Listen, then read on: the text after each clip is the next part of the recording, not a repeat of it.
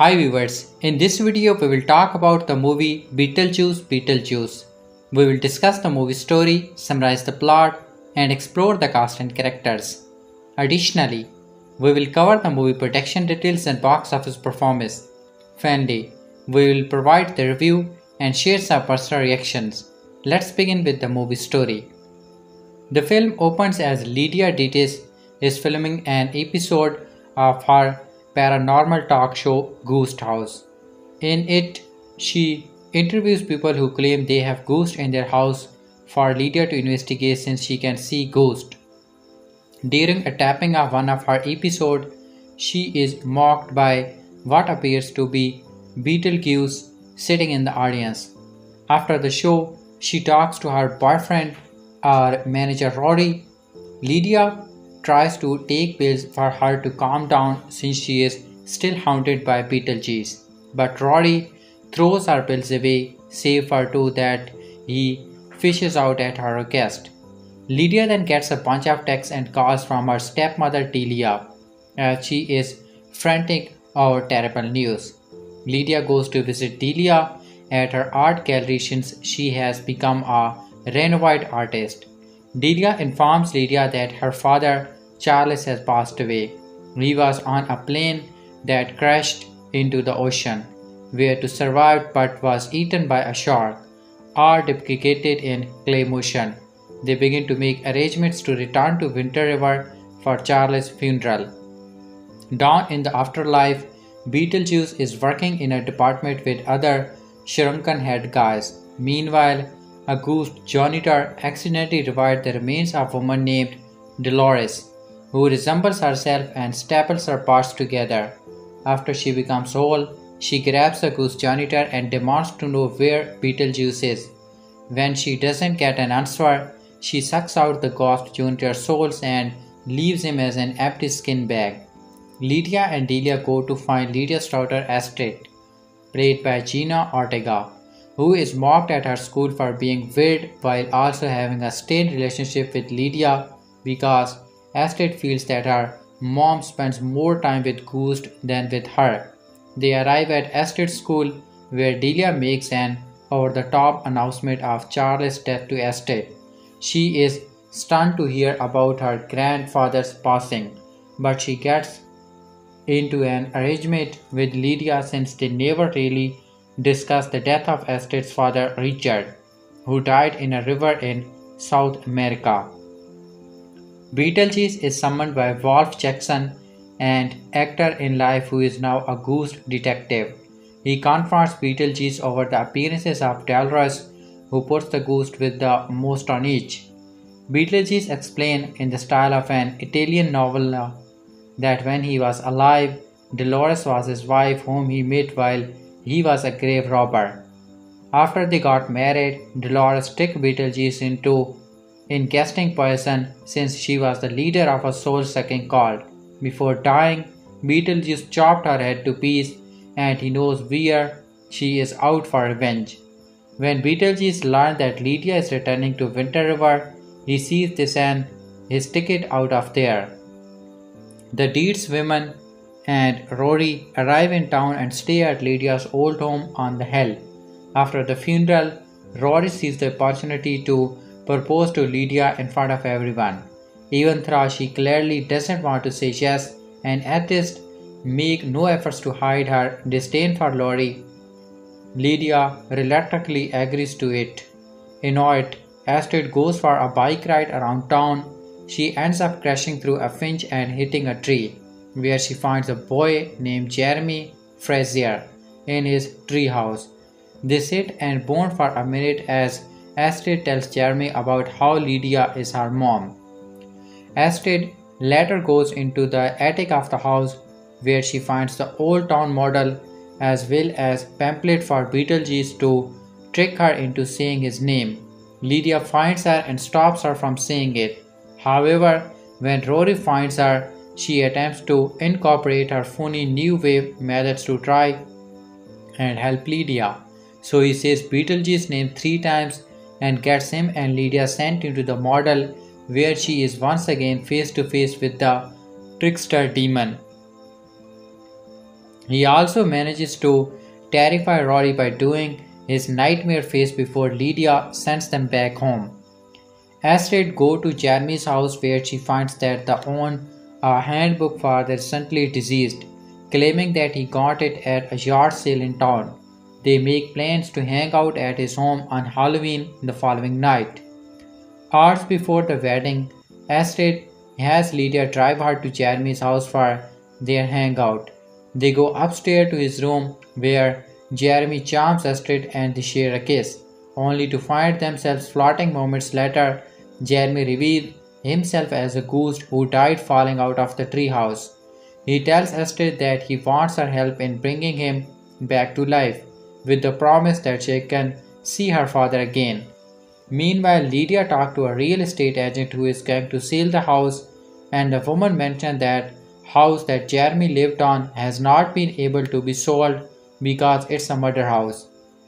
The agent says that Jeremy murdered his parents 23 years earlier and he fell from the tree house to his death before the police could arrest him. Lydia realizes Astrid is in trouble and rushes back to Jeremy's house. Jeremy has Astrid read an incantation from the handbook which opens a portal to the afterlife.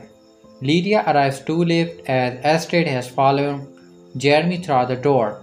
With no other options, a desperate Lydia returns to the house and summons Beetlejuice.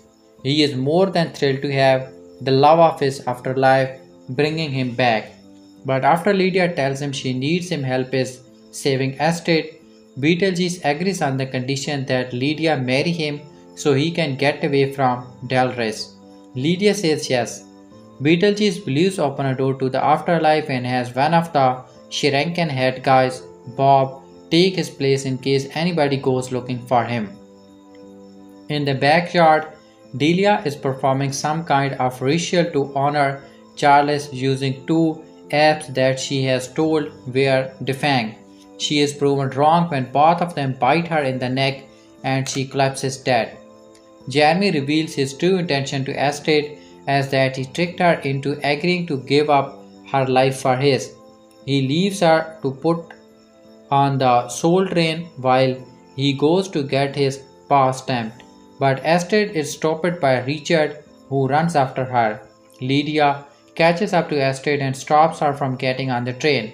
But when they pass through an emergency exit, they end up on one of Storm's moon, aka the home of the sandworm. The monster emerges and chases after Lydia and Astrid, but they are pulled to safety by Richard. Dolores continues her afterlife killing spree after sucking out another ghost soul. She reaches Beetlejuice's apartment and finds nothing and nobody. Jackson is interrogating Bob since he was dressed like Beetlejuice, but when Jackson leaves the room, Dolores finds Bob and sucks out his soul too. Lydia and Astrid reunite with Richard and bond briefly before they go to stop Jeremy from getting his paw stamped. They reach the window where it looks like they are too late and he smugly rubs it in their faces. Turn out the ghost that stamps the paws was Beetlejuice and the stamp reads shit out of luck.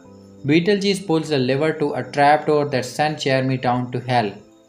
Delia ends up into the afterlife's waiting room, unable to grasp that she is no longer living.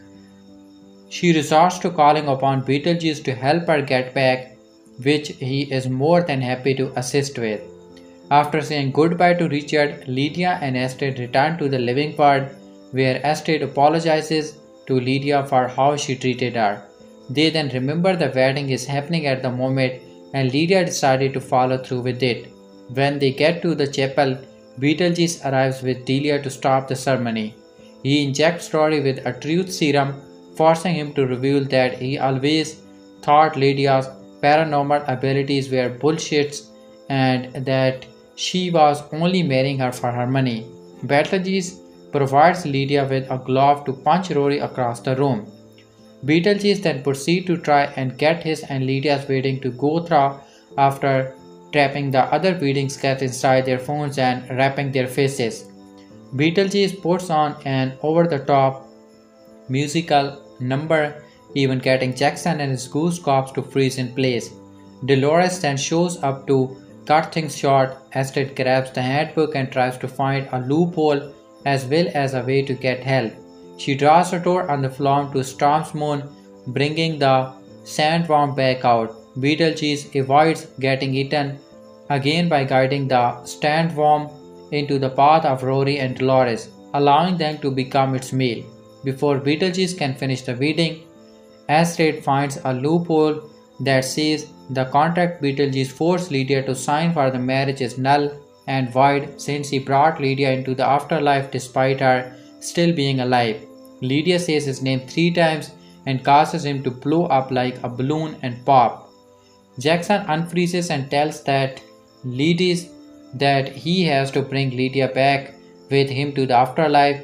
Delia bids Lydia and Astrid farewell but promises to haunt them until she is ready to cross over, and they reaffirm their love for Delia. In the afterlife, Delia is reunited with Charles or the rest of his body that didn't get eaten. Later on, Lydia films one last episode of Ghost House to retire and spend more time with Astrid. The two book a flight to Transylvania, where Astrid appears to be attracted to a boy dressed like Dracula. The scene cuts to them getting married and Astrid later giving birth, only for her to give birth to a hideous Beetlejuice baby that kills the doctor. Lydia wakes up since this was a nightmare, but she hears and sees Beetlejuice next to her. She wakes up from his nightmare as well, indicating she is not quite rid of him just yet. Now let's talk about the biography of the main cast characters shortly.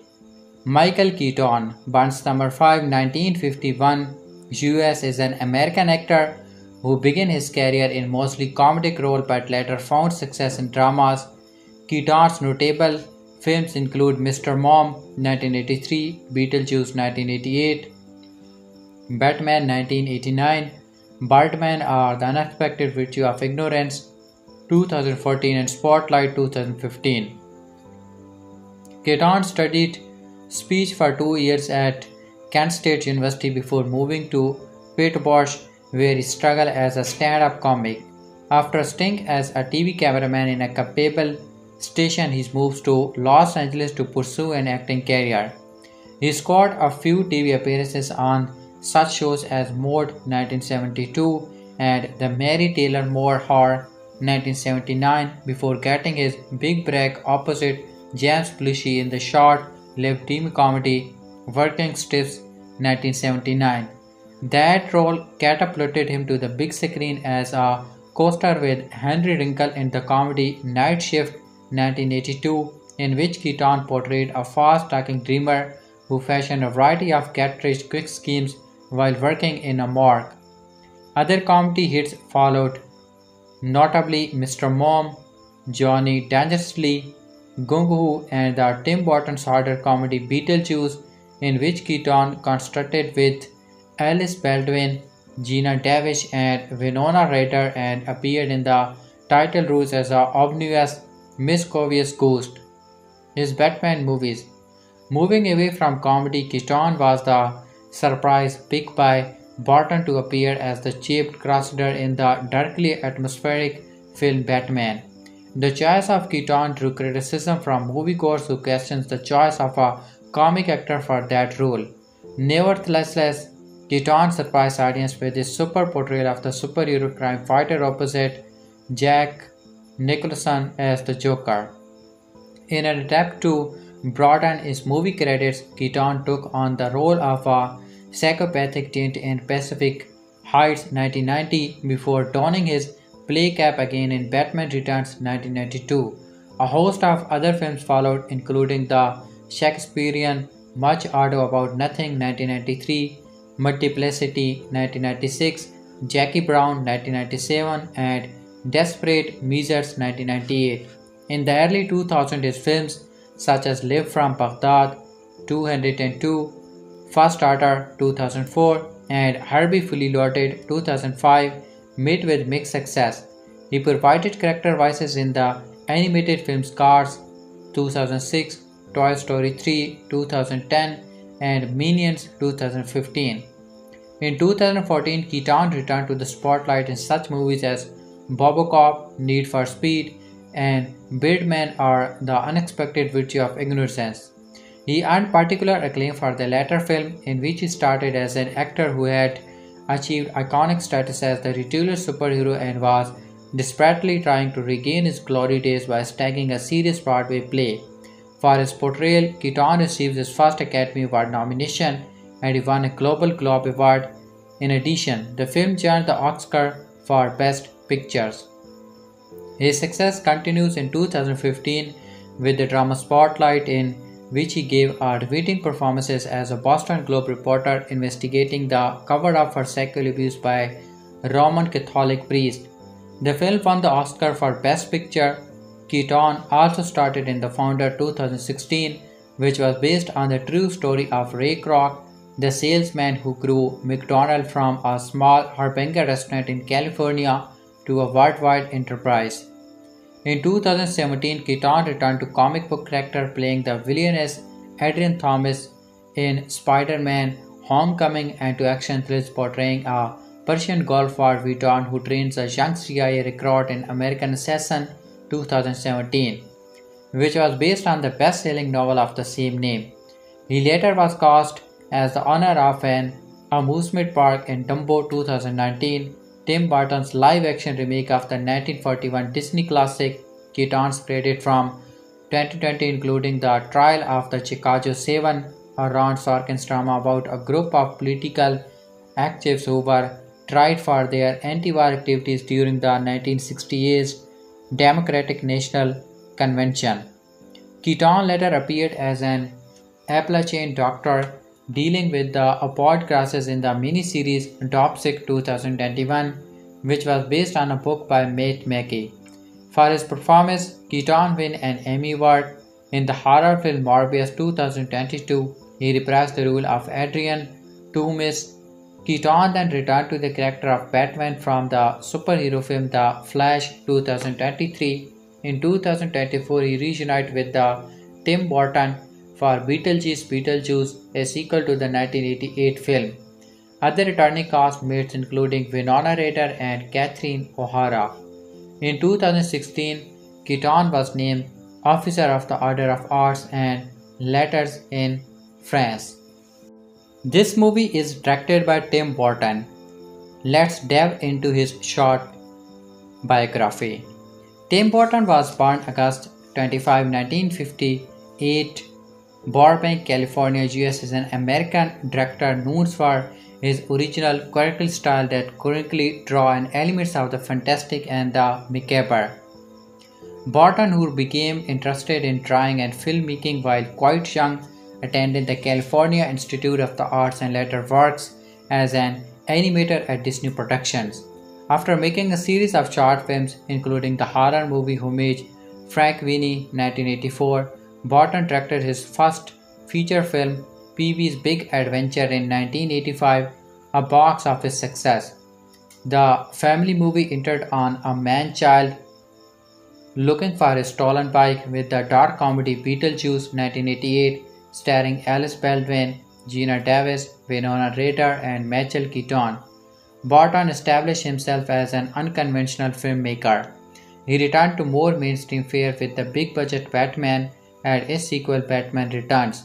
Both films are major hits. Burton was also responsible for the concepts and general design for the stop-motion animation film The Nightmare Before Christmas, which was directed by Henry Slick. Edward Scissorhands 1990 marked Burton's first collaboration with actor Johnny Depp. The two subsequently worked on such movies as Ed Wood 1994, a biopic about a cross-dressing filmmaker who was called the worst director ever, Sleepy Hollow 1999, which was based on Washington Irving's story The Legend of Sleepy Hollow, and Charlie and the Chocolate Factory 2005, an adaptation of Roald Dahl's children's book of the same name. In 2001, Burton's remix of the science fiction classic The Planet of the Apes was released in 1968.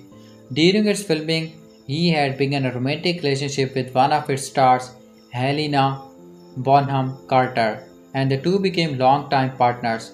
After directing Big Fish 2003, he made Corpse Bride 2005, which was nominated for an Academy Award for Best Animated Feature.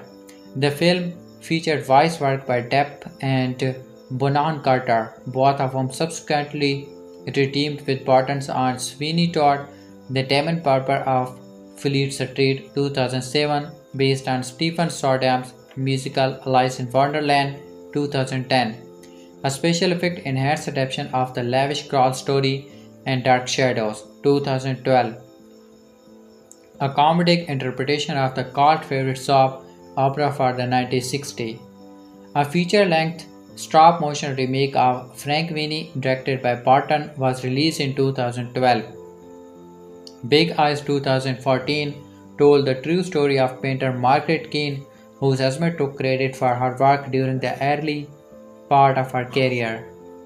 Burton next directed the adventure fantasy missed Pre-Geen's Home for Pastoral Children 2016, a film adaptation of the first book in a popular young adult series by Ransom Riggs. In 2019, he received mixed reviews for Dumbo, a live-action remake of the 1941 Disney classic. Burton then returned to television, directing several episodes of Wednesday 2022, a comedy horror series inspired by the TV show The Addams Family 1964-66. Our next main character is Winona Ryder. Born October 29, 1977, Winona, Minnesota, US, is an American actress who played prominent role in such popular films as Beetlejuice, Heathers, Bram Stoker's Dracula 1992 and The Age of the Innocents 1993. Ryder initially was known for playing offbeat, outsider characters but later gained critical acclaim in leading roles.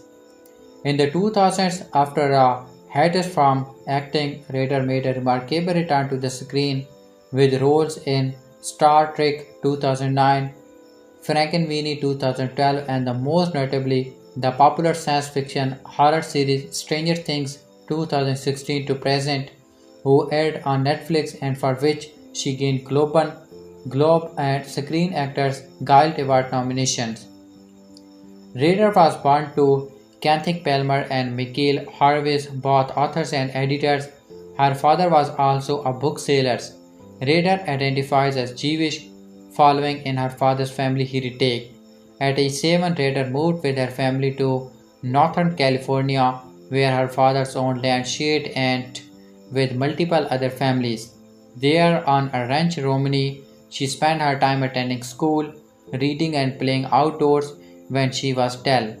She family moved to Patlona, California, and soon after she began taking acting classes at the American Conservatory Theater in nearby San Francisco. Ryder made her acting debut in the film Lucas, a romantic comedy drama. It was then that she chose Ryder as the sole name that she wanted to appear in the film's credits. Her first box office success was the film Beetlejuice 1988, directed by Tim Burton. She would later attribute the success of her career to portrayal of the female protagonist Veronica Sayre as well received. Ryder took her first starring role in the critically acclaimed black comedy Heathers 1988. Ryder was subsequently cast in other prominent roles, including reuniting with Burton to play the female lead in the fantasy romance Edward Scissorhands 1990, starring alongside Cher in the comedy drama Mermaids 1990 and playing Mina Harker, the lead female character in Bram Stoker's Dracula 1992, directed by Francis Ford Coppola. Ryder next started in the historical drama The Age of Innocence 1993, directed by Martin Scorsese. She was recognized for her performance with the Golden Globe Award for Best Supporting Actresses. In 1994, she took the lead in Little Woman, earning critical acclaim for her strong portrayal of the protagonist, Jo March. Ryder's success continued in the late 1990s with major roles in multiple films including Alien, Resurrections 1997 and Girl Interrupted 1999. In 2001, Ryder's career took a downturn when she was arrested for shoplifting, having taken $5,500 worth of merchandise from Saks Fifth Avenue in Beverly Hills. Prior to the incident, she had been prescribed pain delivered from a broken arm. Among the drugs was oxydone, which Ryder claimed had left her in the state of confusion. During this time, she confronted significant anxiety and depression condition that had plagued her through much of the 1990s through her race to stardom. Following her arrest, Ryder decided to take a break from acting, relocating to San Francisco to be closer to her parents. Ryder made a return to film in 2006 with a leading role in the adventure comedy The Darwin Awards and starring in Skinner Darkly. They subsequently starred in several other films including Sex and Death 101 2007, Star Trek 2009 and Frankenweenie 2012, the latter directed by Burton. Those works were followed by her selection for the role of Joy Bears in the critically acclaimed science fiction horror series Stranger Things 2016. Ryder performs in the challenging role, garnered significant praise from critics. She later starred in the television drama series The Plot Against America 2020, which aired on HBO. Ryder was nominated for multiple Academy Awards, Global Golden Awards, and Screen Action Guild Awards, in addition to having been nominated for a Jeremy Award for her 1995 narration of Anne Frank's The Diary of a Young Girl. Our next main character is Jenna Ortega.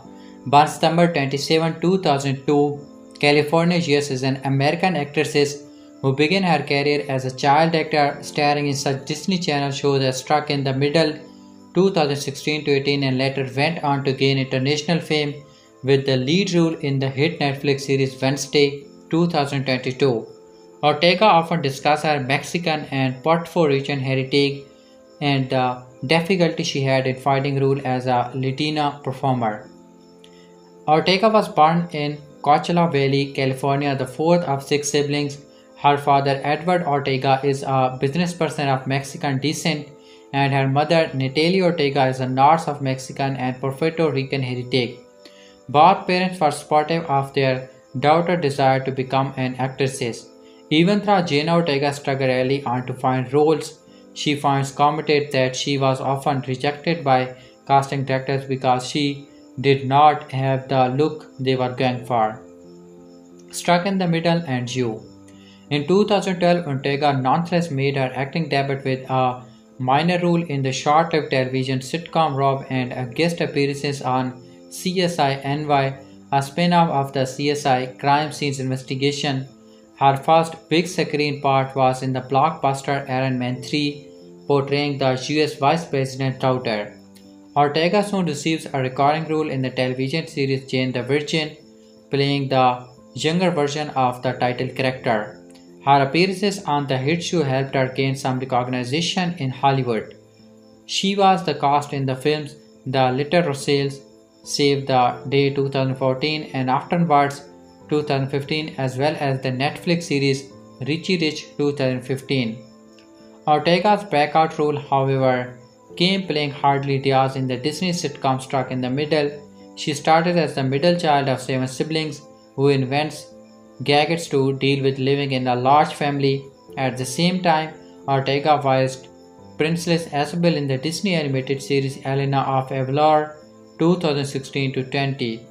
Ortega gained further fame when she started as Ellie Elvish in the second season 2019 of the hit Netflix show You.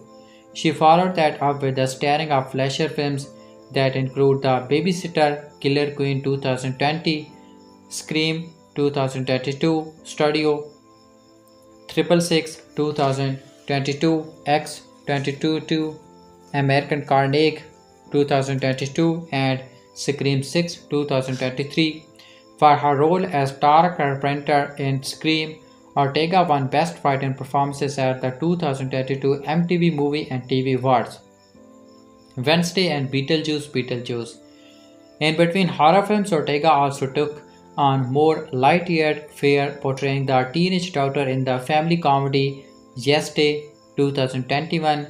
She was also highly praised for her acting in The Fallout 2021, in which she was cast as a survivor of a high school shooting.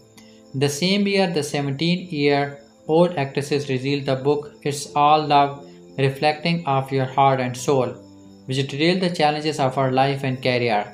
Among the topics are depression, love, and her struggle with building a career as a Latina in Hollywood. In 2022, Ortega accepted the starring role in the Netflix series Wednesday. In the Tim Burton production horror comedy, Ortega portrays Wednesday Addams, the iconic character originally from the Addams Family comic. In the streaming series, her parents enroll her in the Nevermore Academy to train her in the psychic powers. She won Best Actress in a Horror series at the Critics' Choice Super Awards and was nominated for Best Actress in a Musical or Comedy Television Series at the Golden Globe Awards. More success followed with the hit film Beetlejuice Beetlejuice 2024, a sequel of Beetlejuice 1988.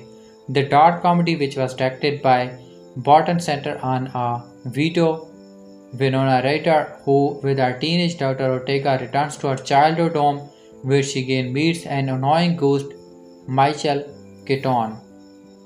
Now let's talk about the box office performance of the movie. While Warner Bros. Is in the midst of dealing with the extreme failure of Joker, fully aired docs, the studio also has a major success to fall back on that's still playing in theaters anywhere.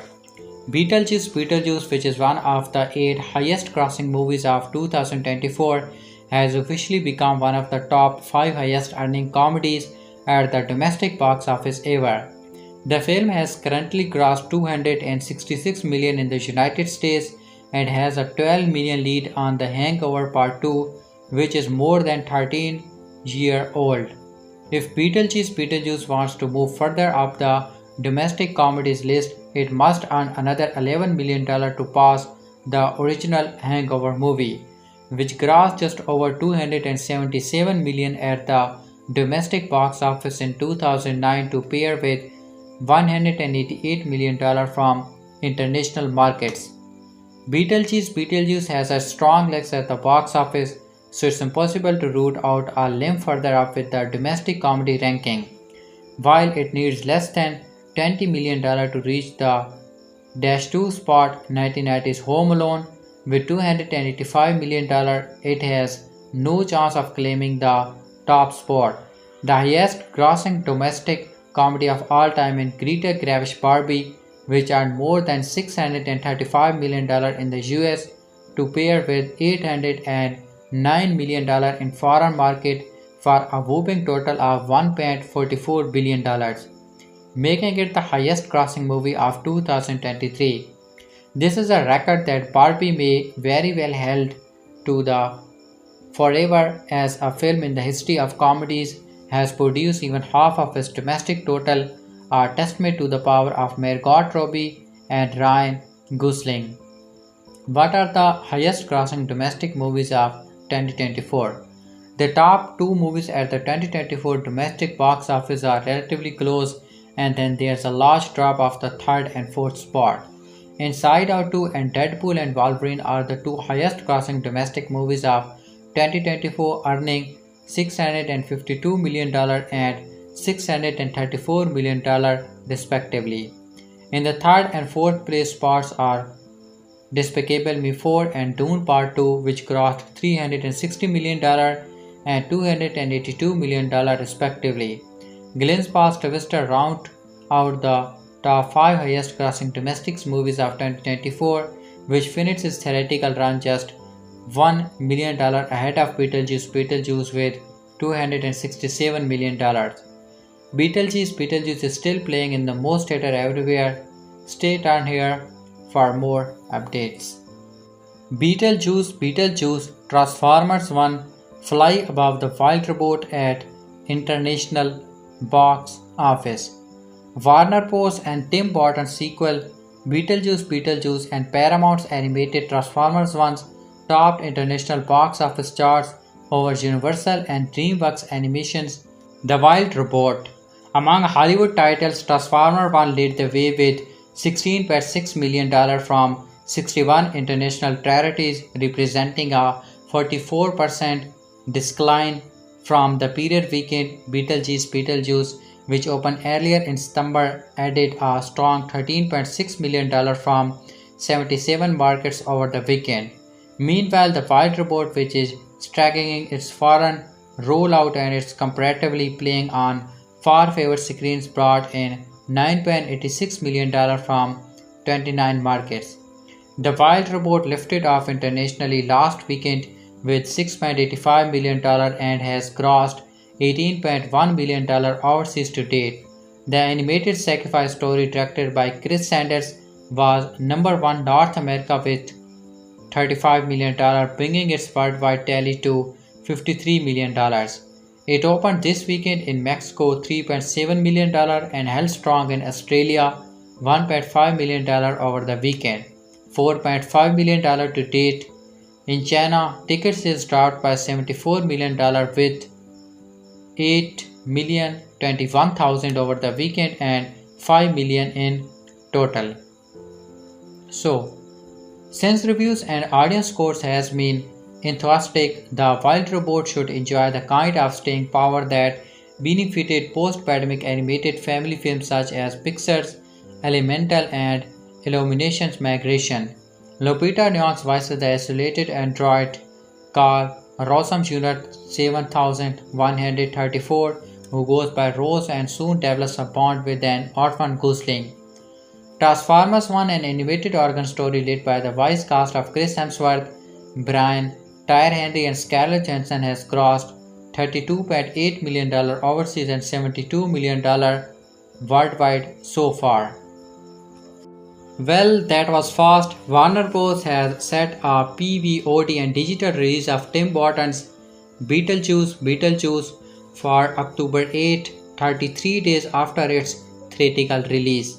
At the same time, last night the sequel became the filmmaker's second highest grossing movie at the domestic box office with a running total of 251, inching out Burton's 1989 Batman 251. The pick grossed $1.5 million yesterday in its fourth week in what was been a great haul throughout September. Burton's 2010 Alice in Wonderland remains his highest grossing movie ever, both domestic $334 and worldwide $1.3 billion.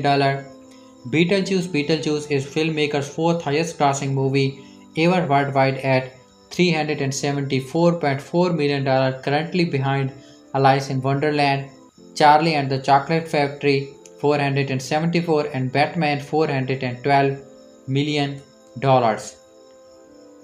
The Michael Keaton,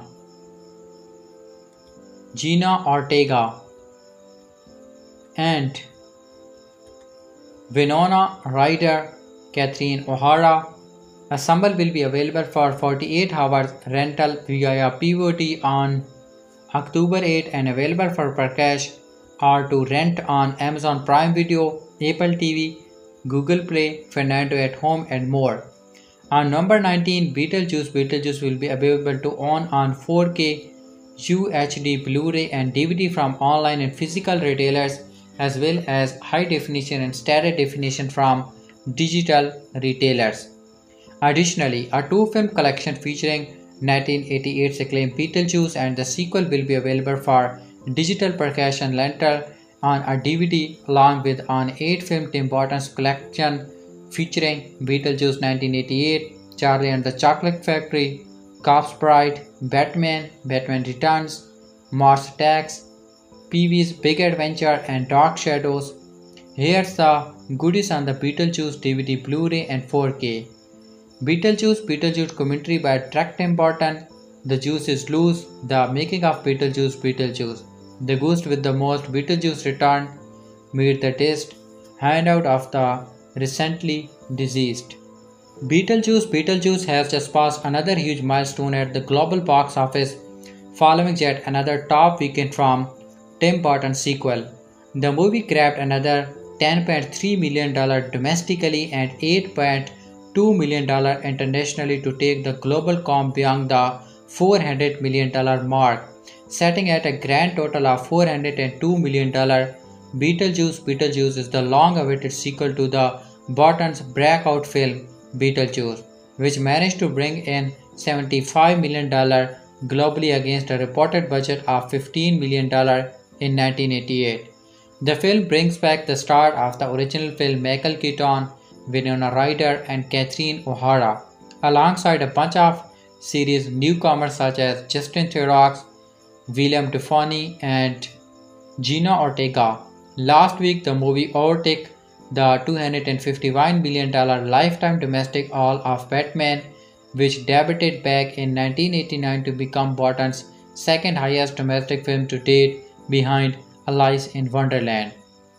Collider's amassing Desai really enjoyed the film, applauding its thematic and stylistic consistency with the original, as well as its clear respect for the source material, which he noted would undoubtedly resonate with fans. He also marked that it seems like Burton was enjoying himself again, revisiting an experiment with a familiar creative technique. He said that for the sequel, Burton was actually dug into his old bag of tricks. CGI use here has been minimal and the film used closely to the aesthetic of the procedure. The visuals have definitely gotten an upgrade from the 80s MTV look, yet somehow remain consistent. It would be absolutely seamless watching both films back to back. Like anything, Burton has gone for even more retro in a flashback of the history of the Dolora and Beetlejuice. The filmmaker has adopted for black and white giallo style, complete with Italian voiceover narration. One thing said notably dialed down in Beetlejuice inappropriate behavior. Indeed, some stuff he said in 1988 is now considered sexual harassment. This contained a change for the better, but perhaps a clever mea culpa would have been preferable to an erasure. Rife with nostalgia, Beetlejuice is intended for 80s babies. It's truly exciting to see Burton's return to form, making something both grotesque and funny after struggling to contact with some ambitious project without Johnny Depp.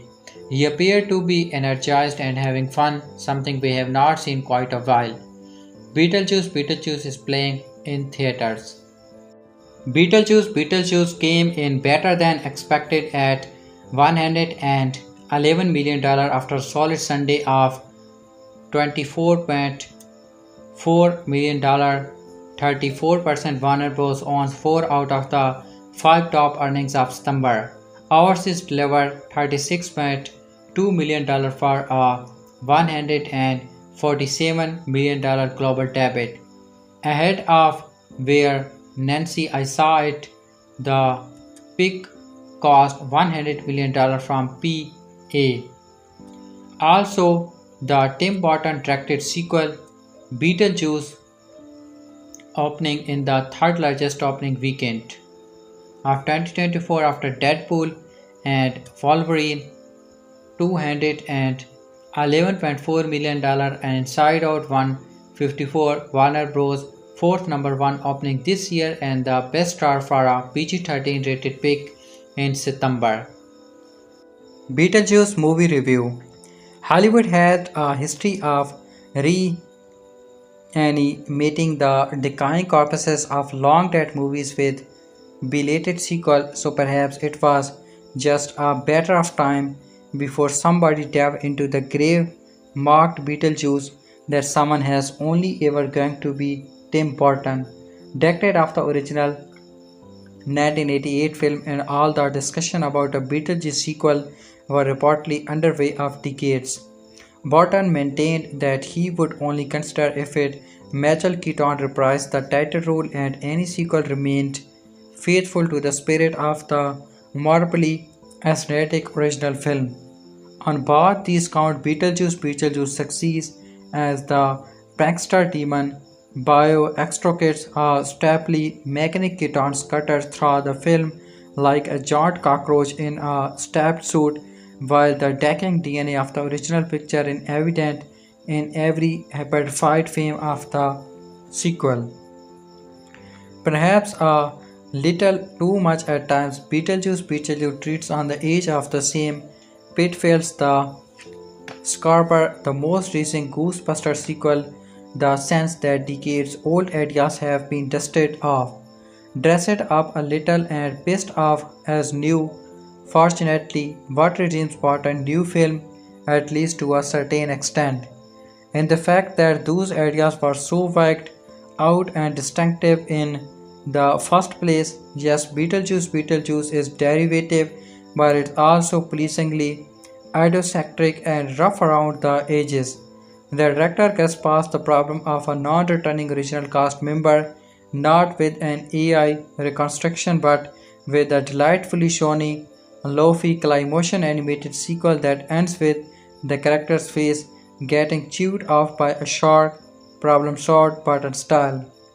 As the now adult Lydia Deetz, Winona Ryder rocks exactly the same Behana's croppy haircut as her teenage self in the first film.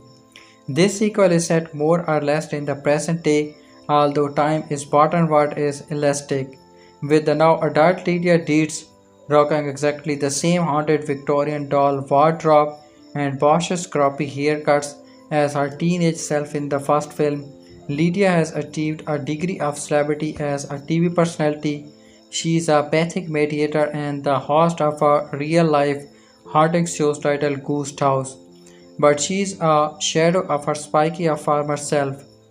She is brighter and vulnerable, brow-beaten by a boyfriend, a horribly convincing Justin Theroux who hides his narcissism behind a certain of woo-woo, cliche, a new age therapy speak, where the obvious growth girl who tortured me inquires Lydia's stepmom Delia, whose dilettante filtration with the art would have finally borne fraud. We meet her as her heart and soul performances art show tips into catastrophe, where indeed it seems as though Lydia has undergone a whole-scale personality transplant, passing the mantle of prickly adolescent with a penchant for black eyeliner to her rebellious daughter Astrid, Jenna Ortega. A family tragedy brings everyone back to the house where it all started, offering an opportunity for the persistent Beetlejuice to inveigle his way out of the underworld and finally claim Lydia at his reluctant spouse. There's a spurious subplot involving Monica Blorcy as Beetlejuice's spurned and deserted ex-wife who has pulled herself back together literally and has set her sight on reclaiming her man. And a fun new addition to the cast is William Dafoe playing a disease actor who is playing a hard-boiled cop tasked with investigating rule in violation in the world of the dead. The gleeful silhouettes of scenes such as these are where the film feels most alive. The second feature film of Burton's career, the first was Pee-wee's Big Adventure in 1985. Beetlejuice was a pivotal picture for the director. It was a calling card, the moment at which he was fully able to encode his macabre, goth boy and grand goggle vision, and it committed calibration relationship in front of and behind the camera that would endure for decades to come. Perhaps most notable of these is Danny Elfman, who composed to the score of Beetlejuice as well as Pee-wee, and went on to work on numerous subsequent Burton's pictures, including his latest. The composer's contribution to the score of Beetlejuice is archetypically Elfmanesque, sounding as thoughts played as an orchestra of feminized skeleton. Other music choices are a little more hit and miss. The use of the Bee Gees tragedy to accompany a key scene feels distinctly kitsch.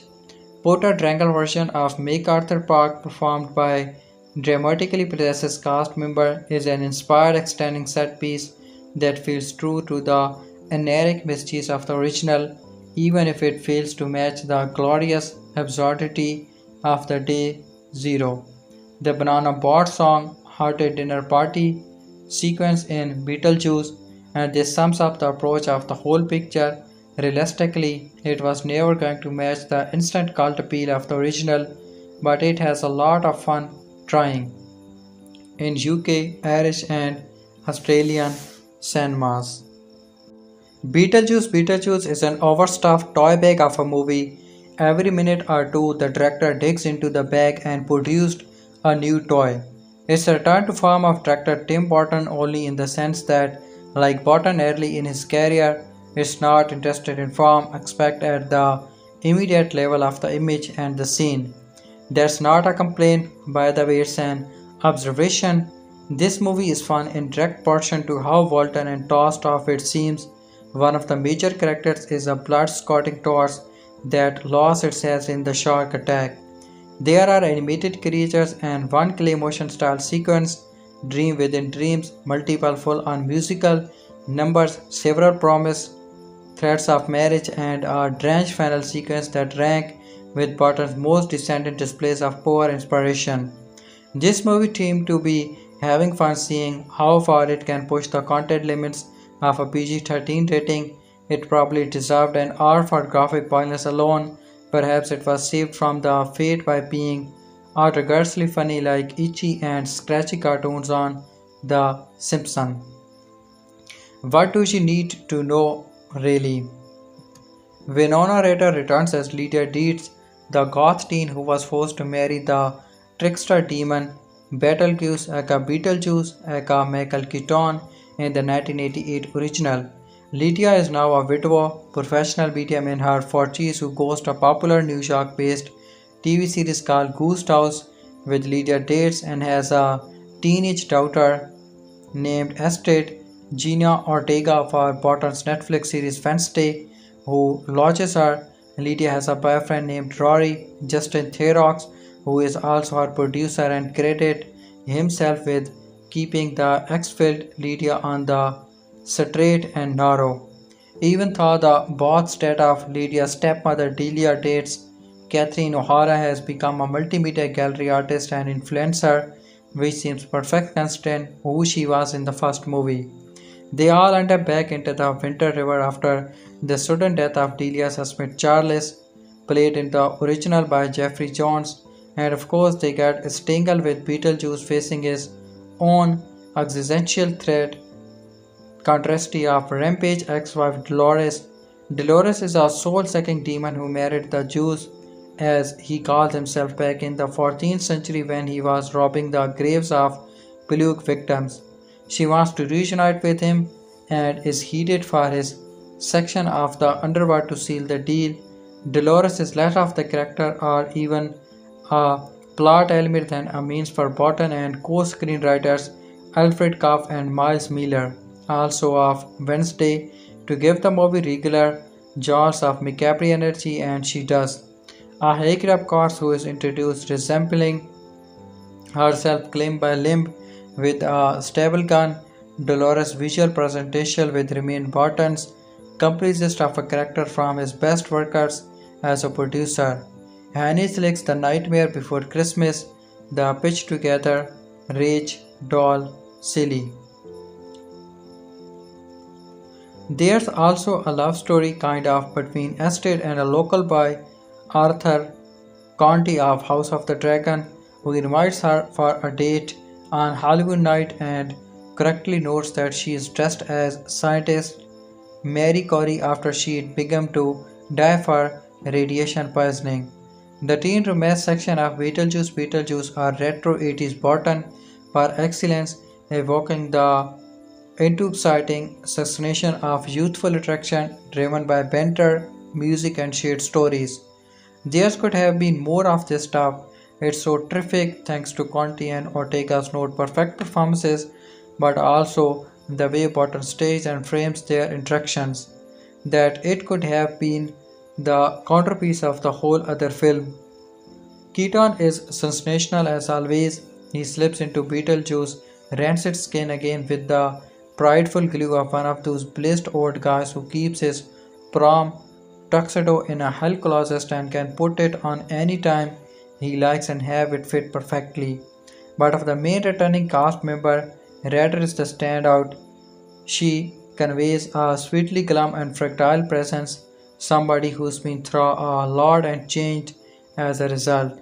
She steps into the sense of a woman who dragged down by her mistakes and missed opportunities and random tragedies that she cannot seems to get off the tracks she's been one for years now, or even changed direction. He re-emerged as a star thanks mainly to the 80s nostalgia fest. Stranger Things is one of the best things to happen as a result of Netflix's ongoing cultural dominance. She plays a season slightly better grown up here, but her flowery cross of a voice still has magic in it. She is wonderfully with Therox, who has the John Hamm gift of being able to play a self-involved twist without telegraphing that he is not actually that guy. The weirdest element don't copy so much as coexist and sometimes jokel against each other. There are moments where the contrivance is required to build character in the same scene so they can communicate important information to each other with so awkward and obligatory that Buttons seems to lean into them and turn them into a private joke between him and the audience. The building out of the underworld as an alternative society with upside down rules and mortality is funny but not hugely original. The stare on bureaucratic office jobs and official rubber stamping forms feels time wrapped in from the 80s and not in a good way. But it's not a huge drag because that world is really just a huge twisted playground for Buttons. Returning costume designer Colleen Atwood, a regular character of Burton since 1990s, Edward Scissorhands, cinematographer Horace Zablokos, Belfast, and production designer Mark Scotton, another Wednesday hire. Nobody who's seen a lot of Burton movies will come out of Beetlejuice Beetlejuice, stunned by the newness of what they have just witnessed. This is Burton doing Burton from the analog era to the context that such a thing is still possible in 2014. Burton started out as an animator and carved out and identically as something like the Federico Fellini of high school goth. His persona was somewhere between an illustrator, a magician, and a prop comic. At some point in the mid-90s, he seems to force himself to care more about a plot, albeit with spectacular and welcome aggression like Mars Attack, but the films gradually come to seem too polished and calculated. And once he gave himself over to CGI, the movies mostly lost the handmade seeming feeling. It's fun to watch him take the project as an opportunity to return to his 80s root as a director whose passing was building words in calling his sensibility and trying to get away with as much as he could. The closing credit is probably hundreds of puppeteers and props fabricators, every hard glue job and jungly latex sketch and hand-painted market details is only visible on screen but contributes to the feeling that you are seeing a huge fun thing that was made by humans, not softwares. Beetlejuice Beetlejuice falls into the same trap that many other legacy sequels have, and that is justifying its existence. The first half of the movie is quite bad, with it being clear that the film has gone through many rewrites and skipped over the years, with bits taken from all of them. Through in pointless characters, very comfortable mentions of certain actors not directly in the film, and an essential story, and you get a complete miss at least one of the most part. The actor seems to be having a ball, a shame, really. It's been a long time since Beetlejuice terrorized Lydia Deetz and her family so long that they have spread out all over the country. Lydia has canny style TV shows where she speaks to dead people and is being taken advantage of her foreign manager. She is even stranger from her daughter Astrid, Jenna Ortega, who does not believe in her power to see ghosts since she cannot see her dead father. When Lydia's father dies, Astrid, Lydia and Delia return to the old house to bury him and clean out the house for sale. That includes the attic where the town model Long and Beetlejuice lies in wait. So, Are you exhausted yet? Because at least 4 other plots are trying to break through for your attention while all this is happening. Only 3 writers are credited with the script: Alfred Gogg, Miles Miller, and Seth Graham Smith. But there is no question that leftover pieces of the story from other torn up script from over the last 36 years are here.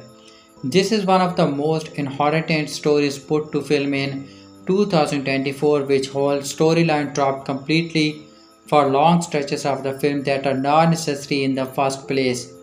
Tim Burton could not seem more bored here, basically turning on the camera and letting it run for as long as it took for him to call the bank and make sure BW check had cleared. There is no other explanation for just how art is to follow where this movie tries to go.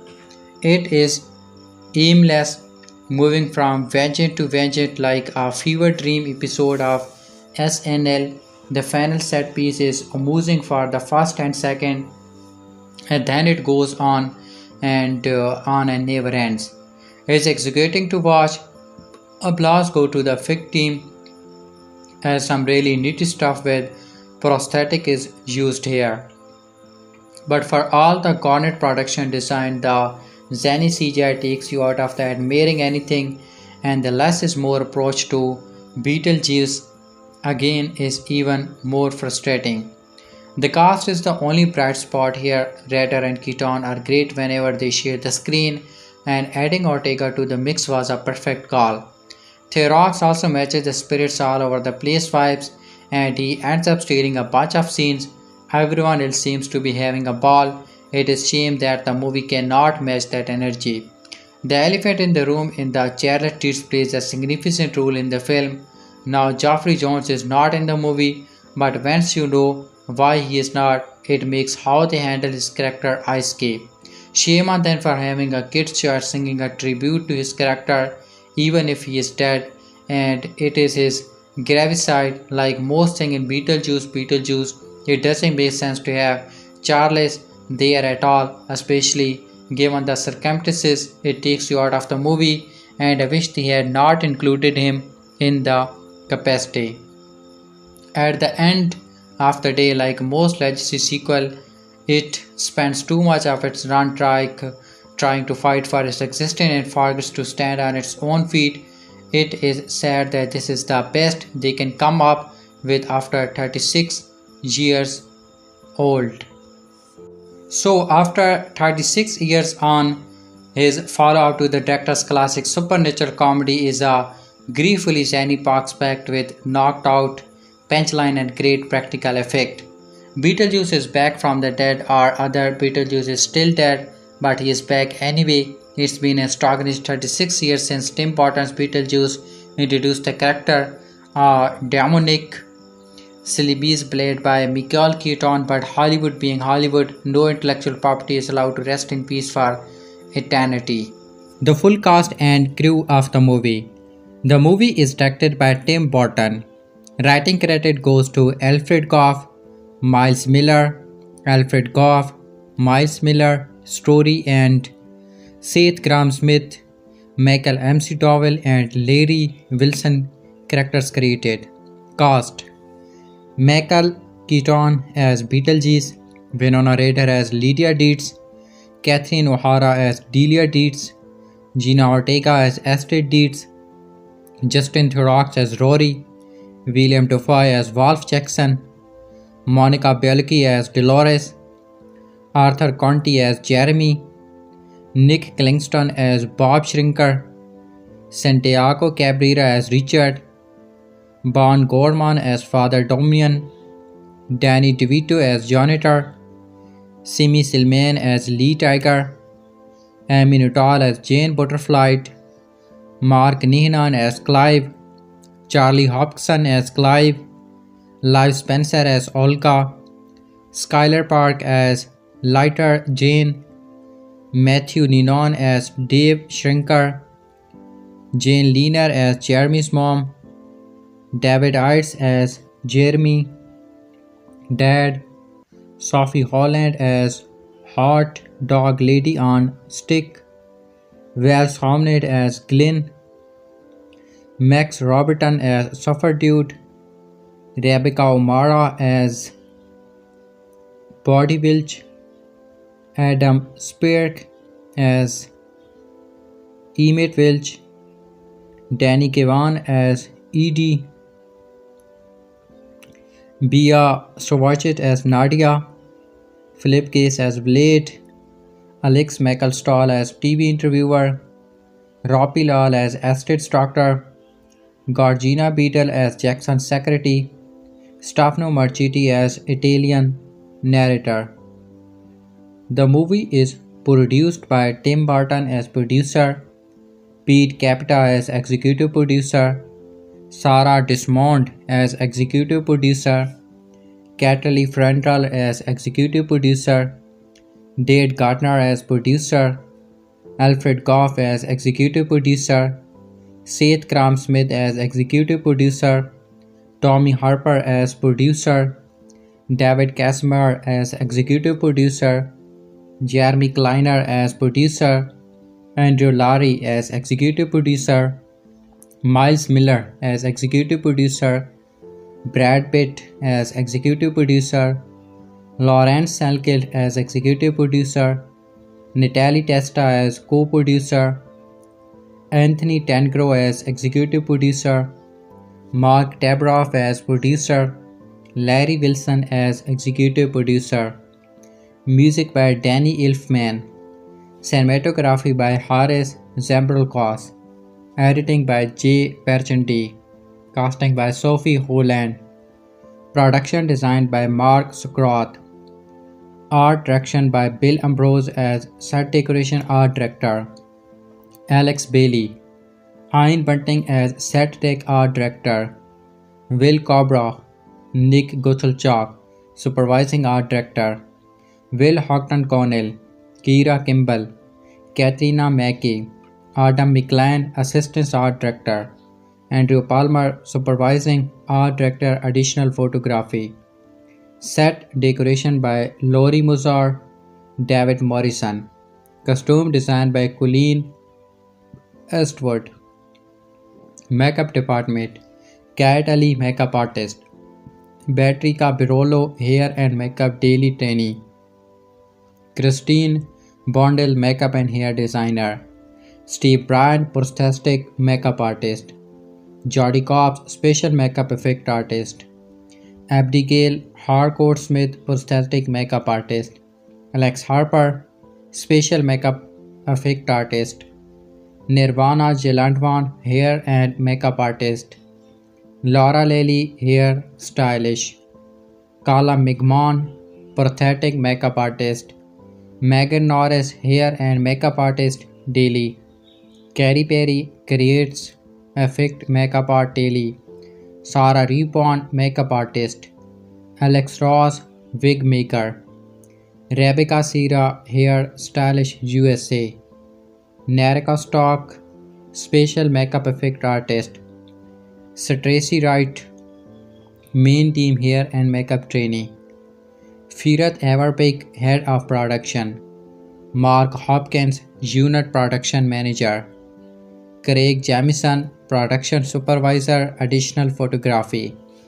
Steve Johnson, production supervisor. Anne Lynch, post-production supervisor. Carmen Paplia, production manager, Romania, L unit.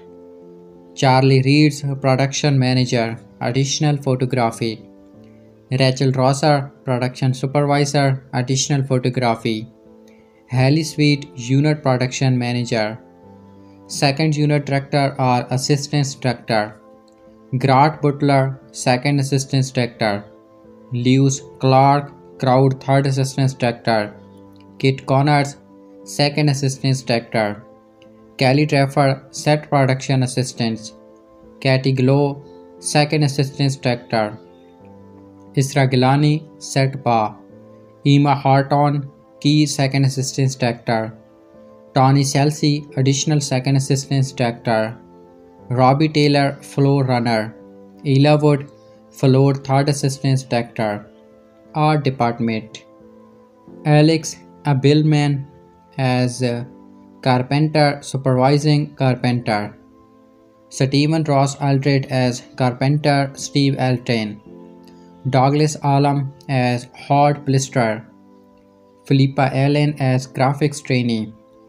Mark Allison as prop maker. James Anthony as sculptor. Andrew Applin as standby carpenter. Oliver Enright as painter.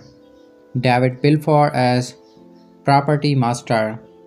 Joanna Barnett as senior prop modeler. Kate Beard as junior trot person. Jamie Binch as dressing props. Tom Brady as propent. Daniel Brennan as scenic painter. Andy Carles as standby rigger.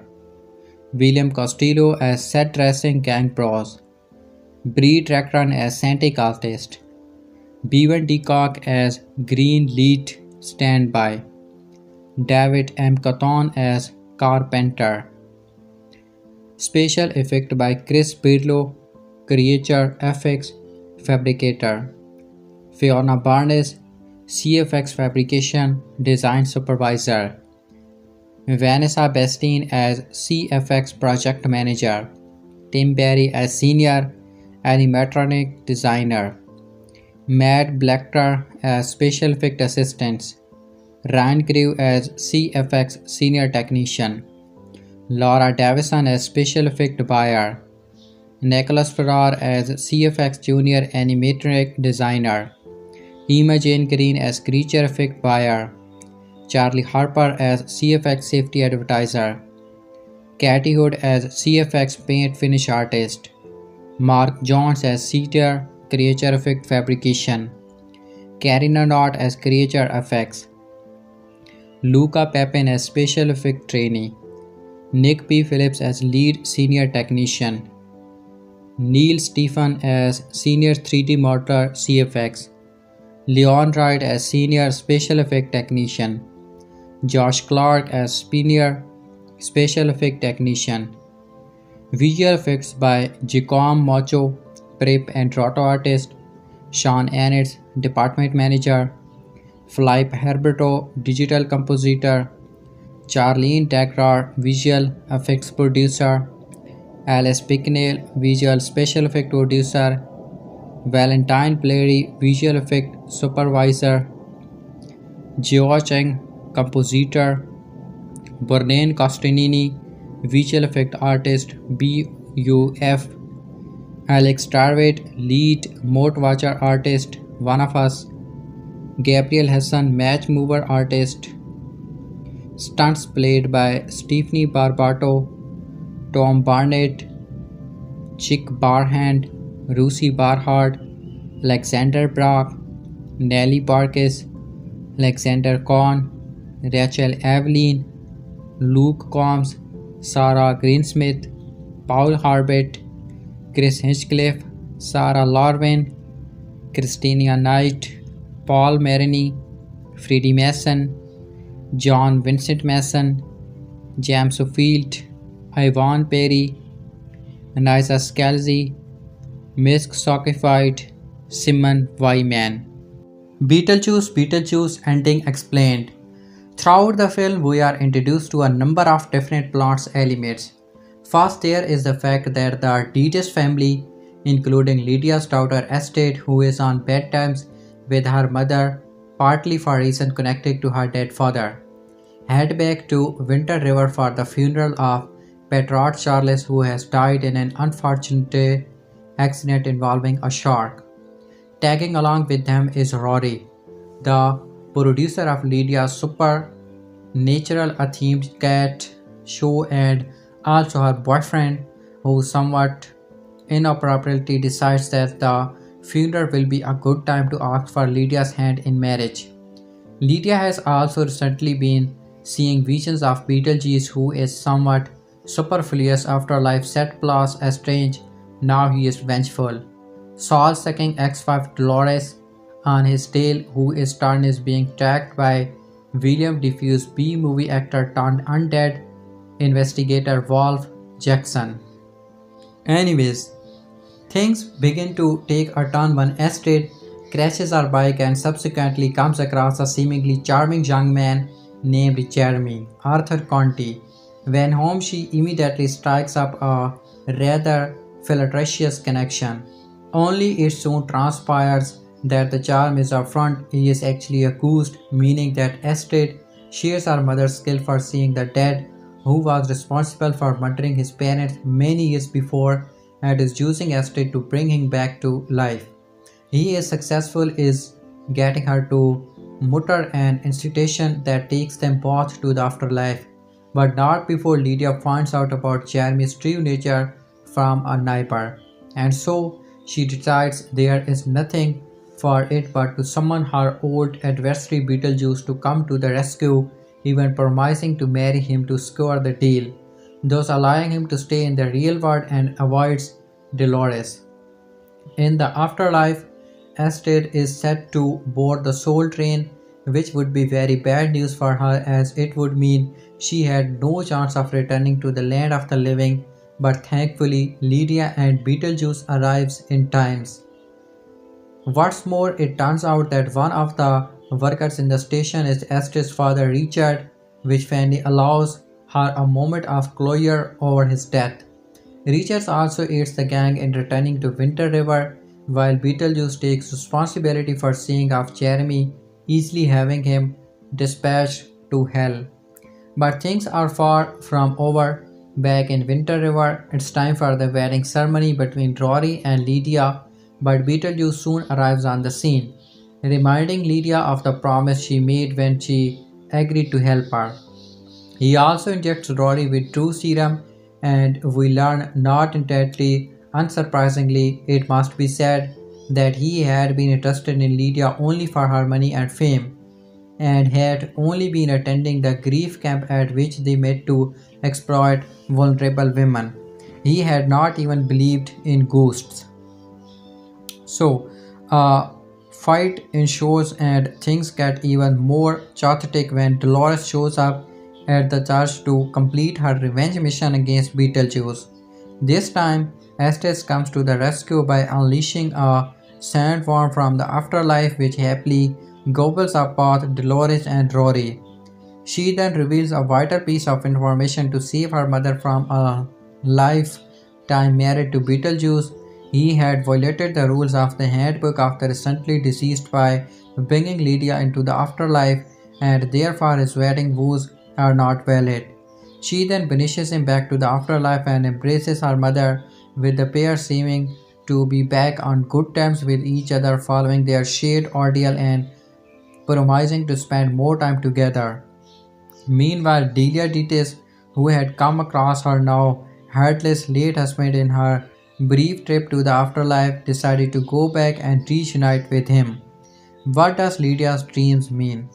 Although largely a happy ending at the very end of the film, there's a scene which shows Lydia experiencing a succession of terrifying nightmares, one of which involves Astrid giving birth to the horrific Beetlejuice baby which had previously appeared earlier in the film.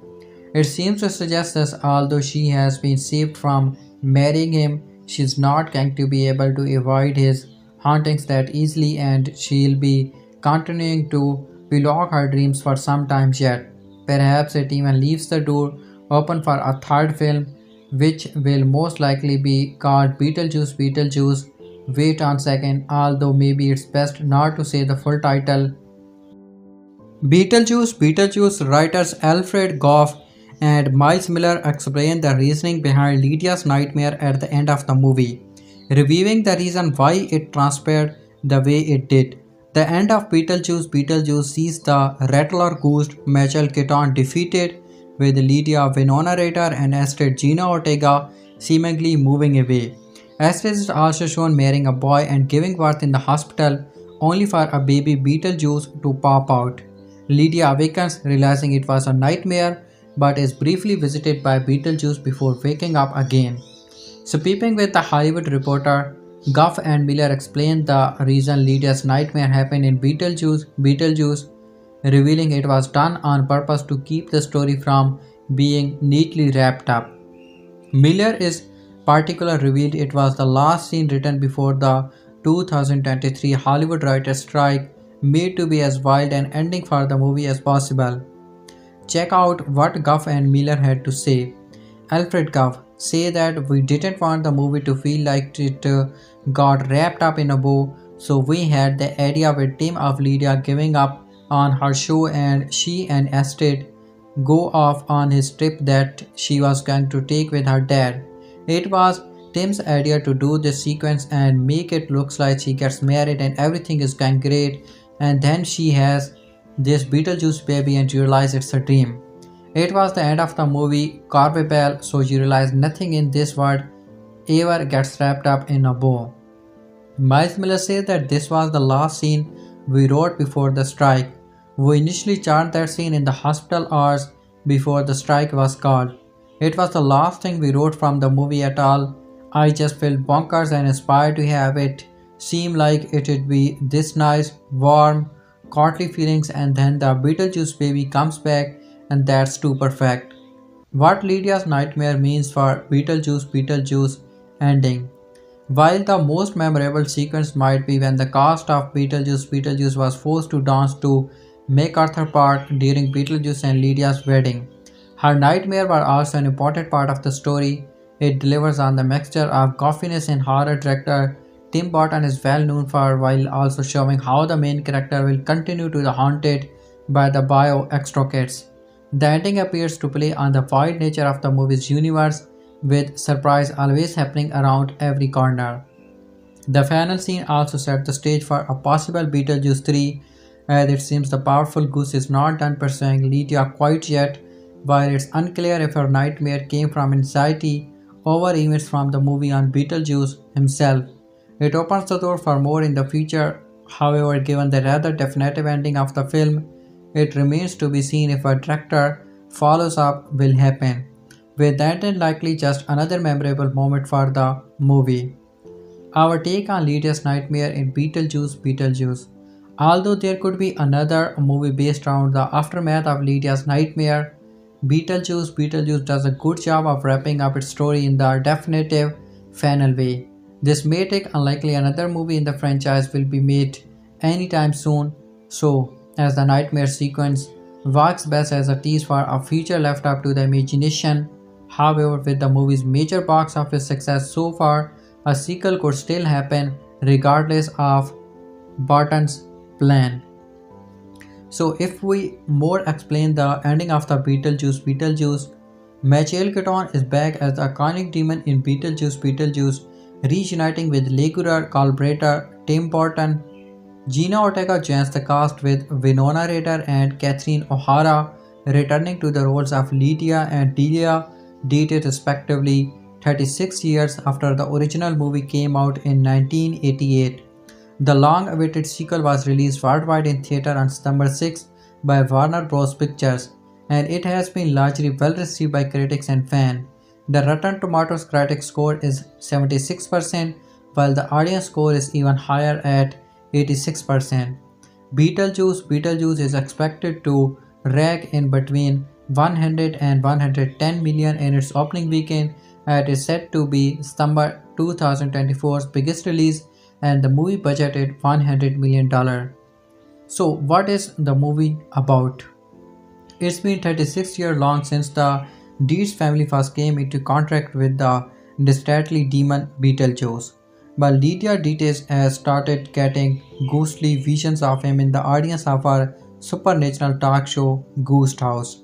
After taking a break from recording the show, she is approached by her producer and current boyfriend Rory, and he catches her popping pills in the restroom. Soon after, Lydia's stepmother Delia informs Lydia that her father Charles has tragically passed away in a freak shark attack after a plane crash. Lydia, Delia, and Rory had to pick Lydia's stranger daughter Astrid Wednesday Jenna Ortega up from boarding school on the way back to Winter River to plan Charles' funeral. After the funeral, Rory proposes to Lydia, which causes Astrid to flee on her bike. After an accident, she ends up meeting a young boy called Jeremy, who is hanging out in his tree house. listening to 90s music. The pair strike up a bond and Astrid reveals that her real father, Richard, passed away years earlier in South America.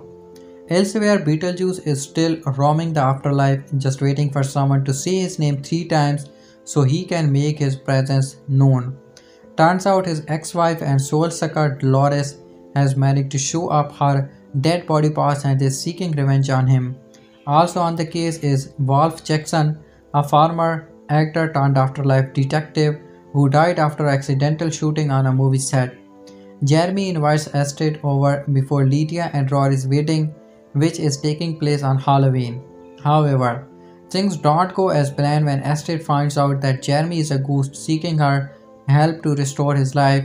He promised to reunite Astrid with her dead father, and the pair enter the afterlife together after Astrid recites an incantation from the handbook for the recently deceased.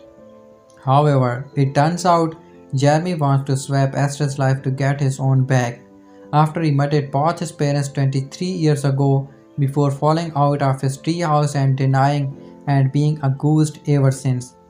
What does Beetlejuice end? Lydia reluctantly calls upon Beetlejuice for his help in saving Astrid, and he agrees on in one condition.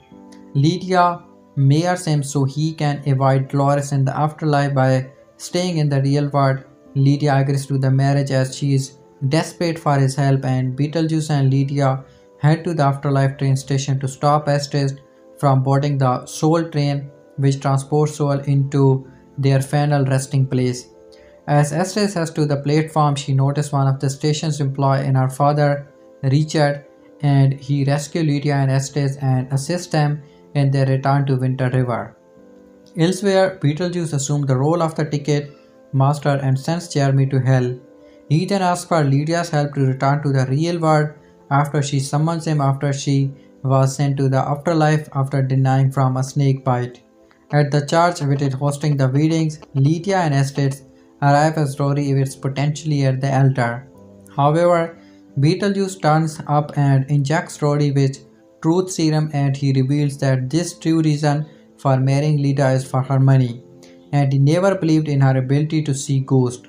Lydia punches Rory and Beetlejuice prepare to marry Lydia as per the agreement. However, Dolores arrives at the church to confront him. Using the handbook, Astrid unleashes a sandworm into the church, which Beetlejuice manages to use it to eat up Dolores and Rory. The ceremony doesn't go ahead up as Astrid reveals that Beetlejuice violated the rules of the handbook, and at the utterance of his name 3 times, he inflates and bursts.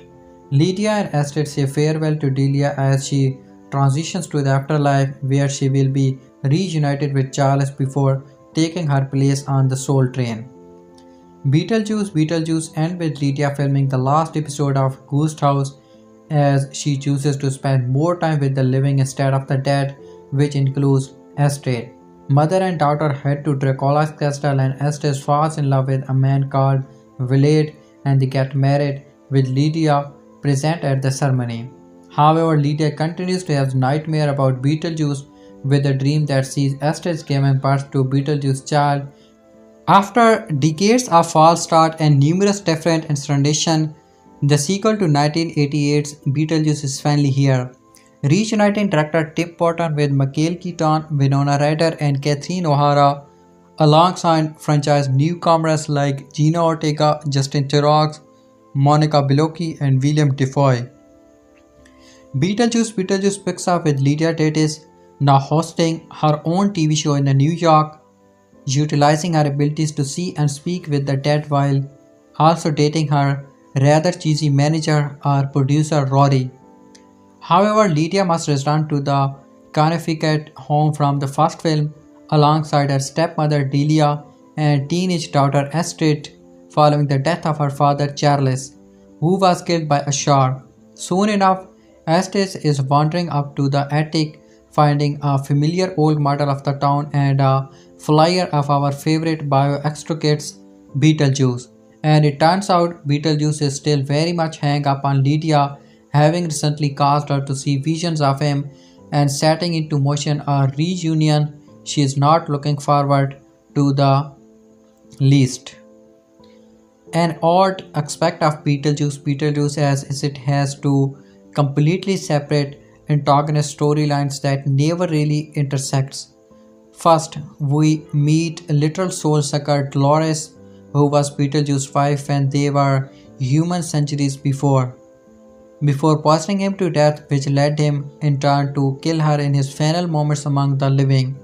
Now she is back and intent on once more being with him forever.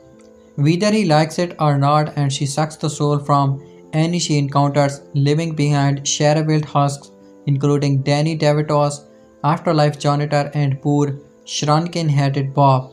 She is tracked through the afterlife by William Dafoe's Wolf Jackson, who has become a ghost detective after a life spent as an actor playing a detective in a series of films. Meanwhile, Astrid ends up meeting a local boy, Jeremy, and the two seems on the path to romance before it's revealed Jeremy is a ghost, meaning Astrid, who always thought her mom was making up her ghost stories. She inherited Lydia's ability to see the dead.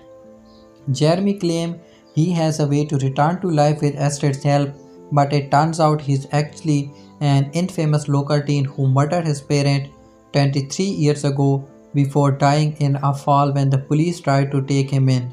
Now he tends to offer Astrid up as a sacrifice in his place so he can return to the living.